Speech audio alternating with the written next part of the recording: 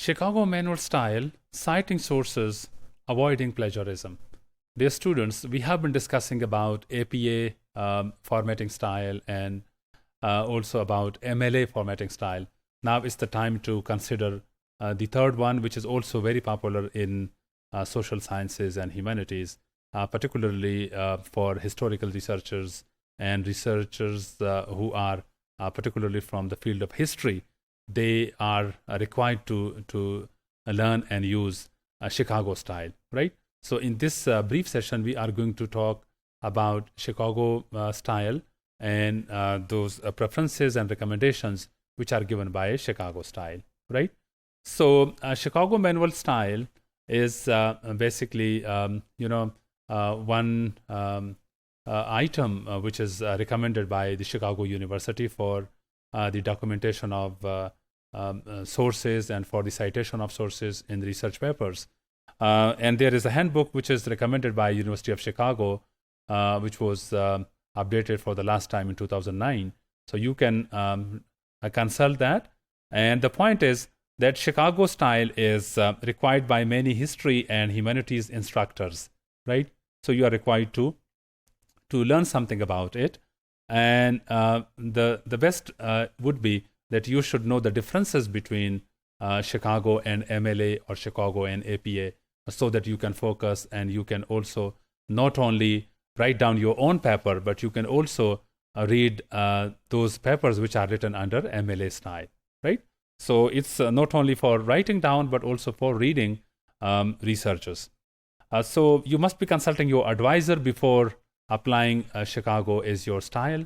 And you should also see the preferences and recommendations of your institution for following a particular formatting style. Okay, Chicago citations, they are mainly consist of the superscript numbers in the text, right? So under this Chicago style, you would see superscript numbers which are given in the text, and then those numbers are followed by your footnotes and endnotes, and the complete references are given either of the place, either at footnote or at the endnote.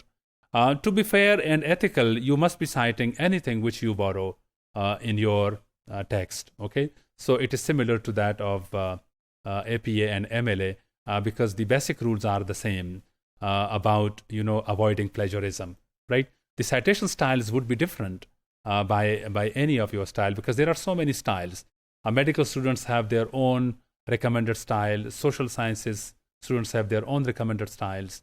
But the avoiding of the plagiarism is required from any scholar, from every scholar. Okay, so the point is that how would you document your source is different in Chicago than APA and MLA, right? So you should know those detailed differences.